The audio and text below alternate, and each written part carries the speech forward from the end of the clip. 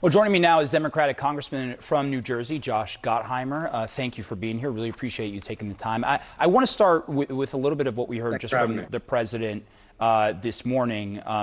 In particular, take a listen to some of what he said sitting alongside Ukrainian President Volodymyr Zelensky. And we're not going to walk away from you.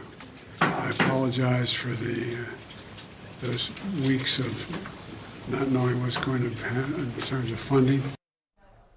Now, obviously, we're expecting a speech from him later today, but how much of that speech today do you believe should be about protecting that alliance between the United States and Ukraine among your colleagues on the Hill?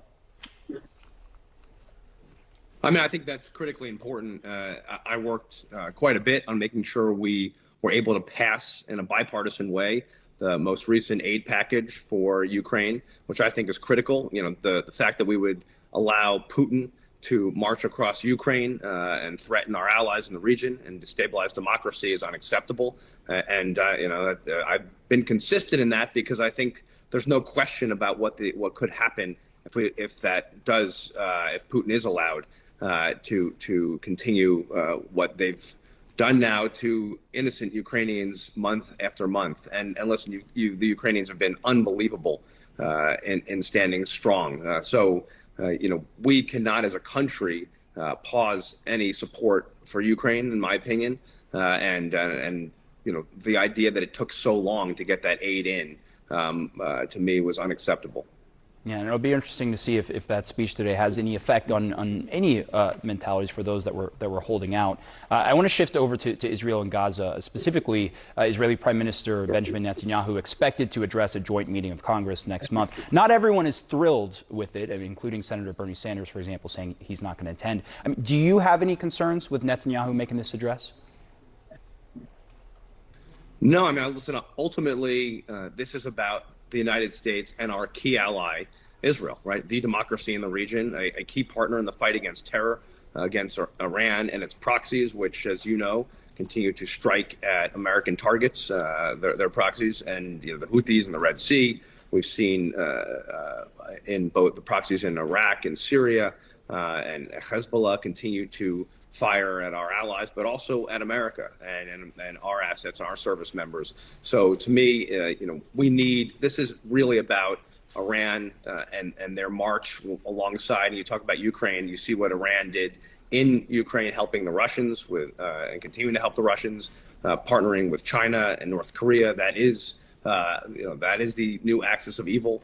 So as far as I'm concerned, we must stand strongly in support of our allies in the region, and making sure when Israel comes before Congress and it continues that we continue to reiterate the strength of that relationship.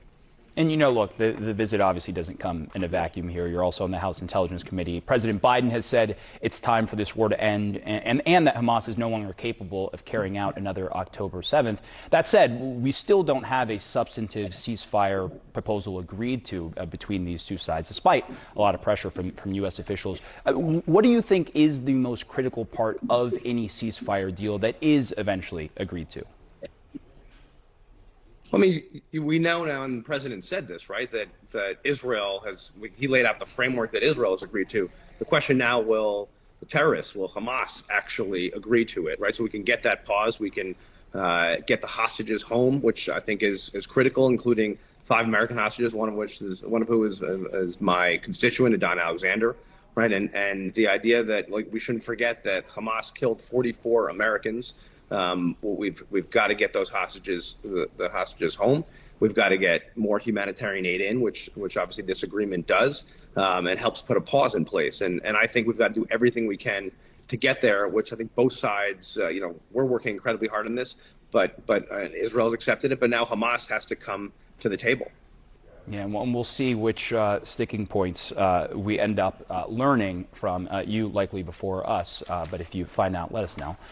Mal, look, I want to switch to a little bit of politics in that, look, you're a member of the Problem Solvers Caucus, which among your responsibilities is trying to find common ground with your Republican colleagues. And I don't know if you heard them, but in some of Trump's first post-conviction comments, he said sometimes revenge can be justified when he was asked about a potential next administration. Look, His words do hold a lot of weight with many of your Republican colleagues.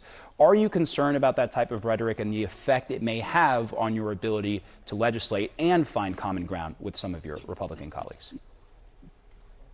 Well, I'm mostly concerned about our country and our democracy, right? I mean, when comments like that are made by a former president and a candidate for president, it's hard to actually imagine that any president would talk about revenge. And do I worry about that? I worry about that for our democracy.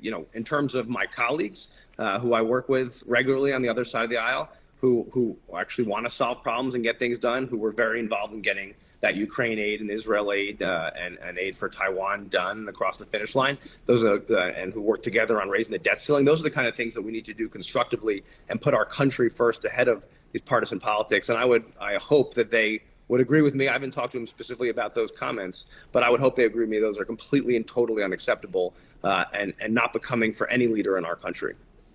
Yeah. Congressman Josh Gottheimer, thanks for covering a lot of ground with us. Really appreciate your time. Thanks for having me. I appreciate it. Of course.